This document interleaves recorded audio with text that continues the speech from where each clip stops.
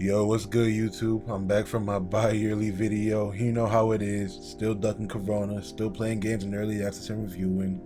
You know the vibes. But nah, before we start today's video, I'd like to give a quick shout out to the man Will Sean. My man Will Sean played the game with me a lot on multiplayer, helped me test it out, so on and so forth. Bless Will Sean. Alright, let's get into it. Alright, so boom. Some background on the game and how I found it.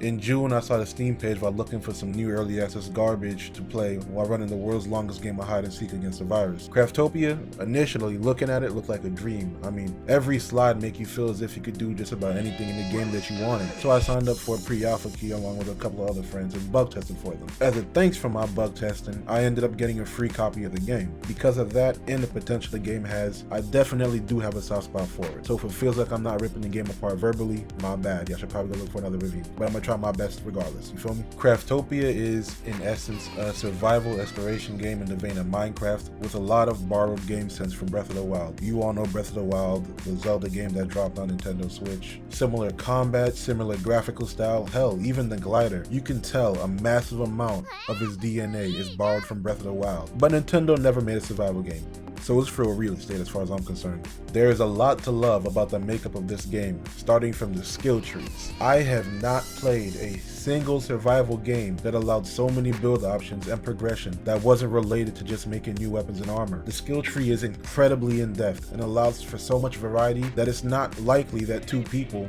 with their full build will ever play the same. For instance, I created a magic style character that can shoot lightning and wind and a whole bunch of other elements. Alternatively, another person might create a melee style character that can jackhammer enemies to death, non-stop jumping on them. The possibilities aren't endless, but it allows for plenty of player choice in combat, more so than its survival contemporaries like Conan. Granted, there is some balancing they can work on with the abilities themselves, but the approach they took is one of the best I've personally experienced in a survival game. However, the combat is irrelevant if the enemy AI is mass hell, and the enemy choices are lackluster. I've run several combat dungeons where you're supposed to go and defeat a boss, and 7 times I fought the exact same golem boss at the end that's barely a challenge. Enemies themselves can glitch pretty often, and sometimes won't aggro at all. When they do properly aggro, they tend to be a tougher fight than the golem boss in the dungeon. The enemy variety and AI are definitely a weak point of this game at this point in time.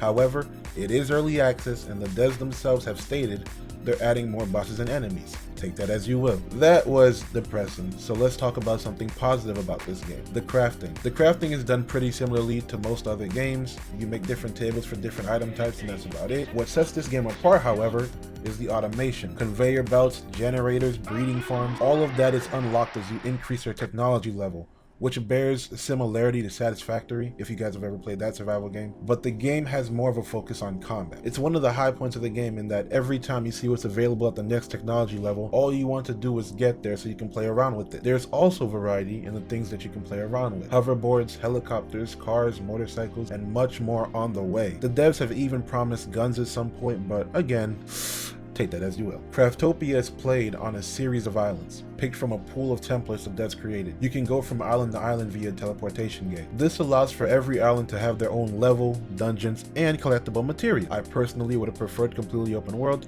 but it's not the worst. The devs have, once again, promised more island templates, but I'll stress this one more time. Take that as you will. The game does feature currently up to an 8-player co-op, but there is no separate server executable at the moment, so your game has to be on in order for friends to play. However, your character persists across different islands, so it's no issue if someone isn't online to host. Your character will still be available. The devs are working on the multiplayer, so take that as you will. Now it's time to get into the nitty-gritty. Bugs. As a bug tester for this game, I'm in a unique position of knowing exactly what was wrong prior to its early access Steam release, and I've seen some of the patches the devs have dropped in action. Hell, there was a bug that corrupted the entirety of my save data during the pre-alpha testing, and that's been ironed out. But there are still plenty of bugs, and that's to be expected for an early access game. The devs have promised, you get the point. Potential is the best way you can sum up Craftopia. Upon opening the game and seeing what you know is the skeleton of a giant, the frame for a great artwork, the backbone of a possible genre-defining game, you want to root for it. What it already has is indicative of what it could become in the right hands, and the devs themselves are working overtime getting this game to a good state. Even the reviews on Steam are a resounding mostly positive. While most of the time I would say skip over any early access game, this game's latent potential is making me want to recommend it. But I will say, only buy in if you really want a new survival exploration game and don't mind bugs, because they are extremely apparent. This is Metal Mega signing off.